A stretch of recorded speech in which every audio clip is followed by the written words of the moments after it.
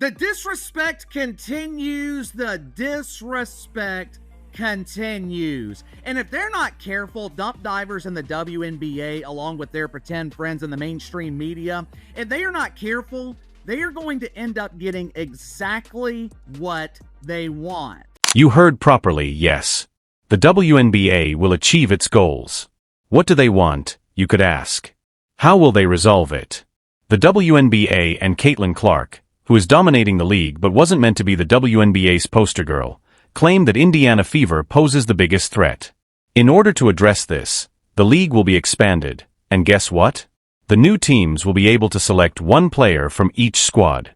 By making the Fever lose one or more players every year, the WNBA guarantees that they can gradually but certainly destroy the enormous machine that the team is growing into.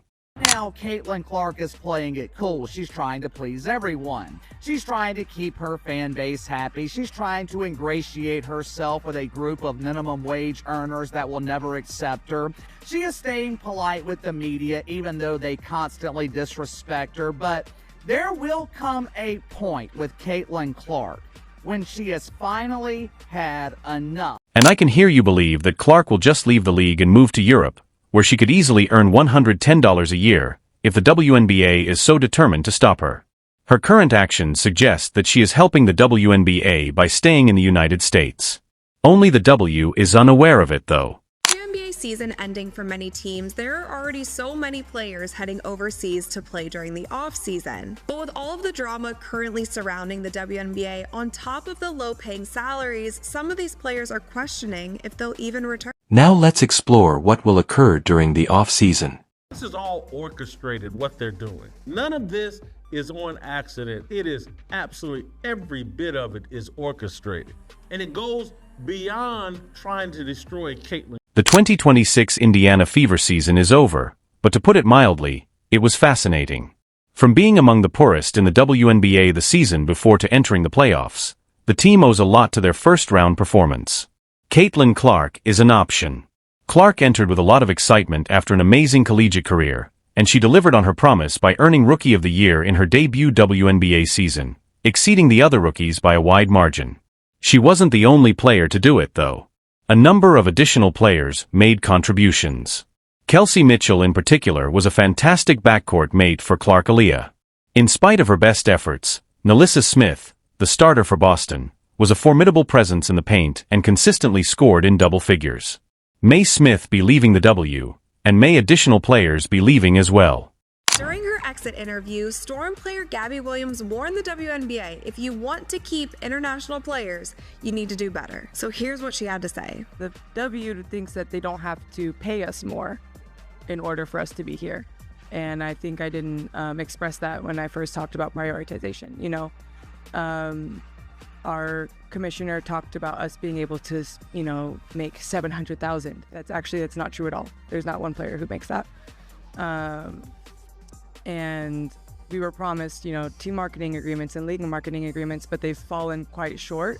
So it's still not enough for us international players to want to stay here. And that's a choice of the players. If I make a choice to make more money, whatever, and then the, you know, teams are mad that I don't come back, but that's how it is. So yes, it just, the WNBA, you know, if you want us to be here, you have to pay us more. It's business, it's how it works, and that's all that I mean. Since that interview, less than a week later, Gabby is already in Istanbul, where she will be playing for the off-season. And from the sounds of this interview, it seems like she's probably going to make more money overseas in EuroLeague than she did during this WNBA season. There will come a point with Caitlin Clark where she gets tired of the bullshit, tired of the disrespect. It's not out of the norm for WNBA players to play during the regular season and then during their off-season play overseas. This is something that has been happening for like the entirety of the WNBA. It even went as far as to 1 year in 2015, Diana Taurasi played in Russia and did not play in the WNBA. And it was never outright stated that she didn't play in the WNBA because Russia basically put that in their contract, that if she went there, she couldn't play. But that was pretty much what everybody thought happened because Russia paid Diana Taurasi at that time $1.5 million salary to play in Russia. Now, at the time in the WNBA, the salary, like the highest salary in the league, was $107,000. So obviously that's a huge jump. Diana took that offer. She played overseas, and at that time she was also like hands down the face of the league. The WNBA was not as popular as it is now, but that was an opportunity that Diana took.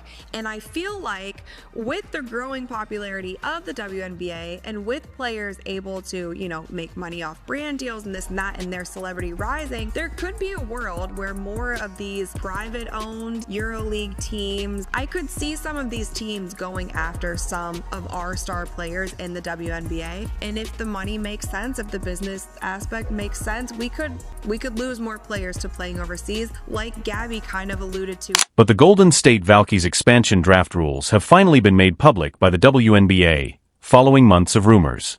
Therefore, the league and the WNBA should be worried about more than just players moving abroad. One player from each team and one unrestricted free agent may be chosen by Golden State. In the expansion draft, teams have the option to exclude 6 of their 12 players. Any player on an active roster, including unrestricted free agents, is qualified for protection under specific conditions because roster listings for the teams date back to the end of the 2026 season. Clubs should safeguard their UF.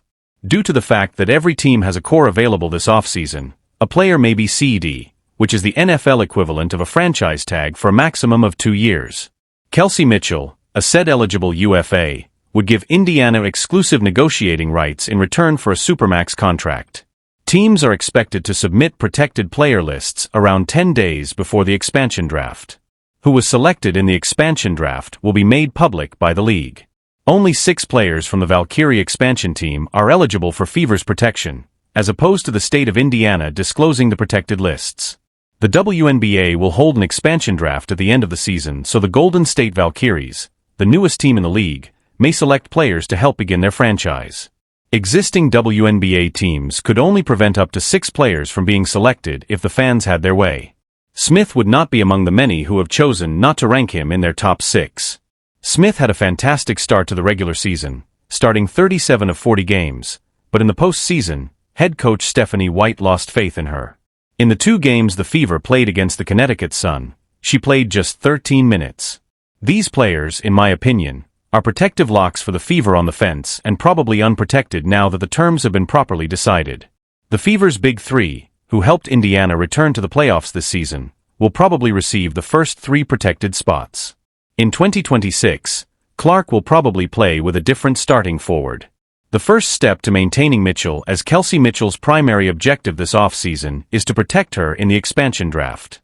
For the previous 7 seasons, Mitchell has been the Fever's stalwart and has led the team in scoring in all but 2 of them. She and Fever rookie Caitlin Clark get along well in the backcourt, and the team will want to keep them together. Caitlin Clark broke both the rookie record for points and three-pointers made and the league record for assists in a single season, transforming the Fever offense into the fast-paced pace they needed to win. A veteran of the team, Clark outscored Mitchell by 2 points to become the Fever's top scorer this season. In 2026, Aaliyah Boston will be the best choice. Boston led the Fever to a 13-27 season in 2025 and had a major impact on their 2026 campaign, helping them begin their rebuilding process. Lexi Hull, the Fever's 2025 Rookie of the Year, is a formidable post presence who thrives in the short roll, is an expert rebounder, and meshes well with the team's up-tempo strategy, which they implemented this season. A few Indiana Fever players are likewise unsure about the WNBA expansion draft. This season, the Fever must choose 3 of the 4 outstanding servants listed below. Because they have been key bench players or starters throughout the season, each of these players has a compelling argument for protection. On this list, I believe Hull has the highest chance of being protected. In 1 season, her rookie contract expires. She received little minutes and even a few DNPs at the beginning of the season while on the bench. However, she excelled following the Olympic break, playing a fantastic game for Indiana in the dying minutes and raising her three-point shooting from 22% to over 50% in 15 games. Nalissa Smith's Fever would normally shield her. However, I believe it might be best for the 2 to split ways because unrelated things are dominating the season, such as Smith's vocal complaint of the lack of touches she's had this season and her admission that she didn't contribute as much as she had wanted. The team may shield Smith, a former number 2 pick, while simultaneously expecting to gain from a trade or holding her for the last year of her rookie contract in 2026. Fagman, Tammy.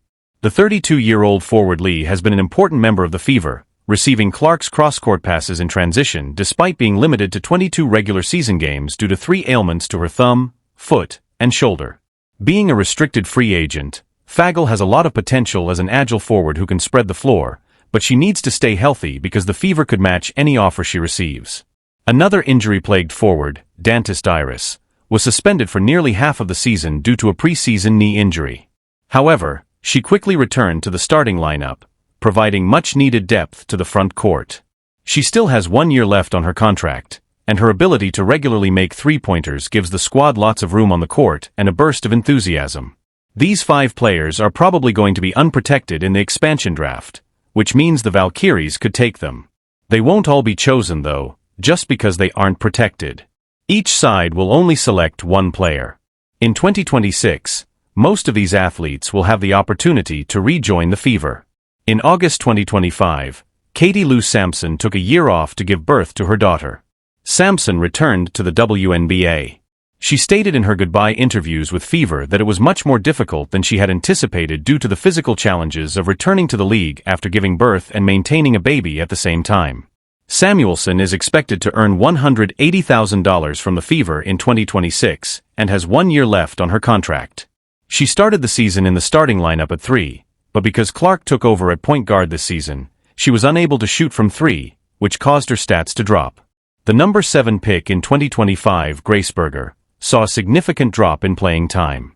Bergerer, an all-rookie guard in 2025, mostly played garbage time this season. In order to perhaps gain more playing time somewhere, she might benefit from a change of scenery.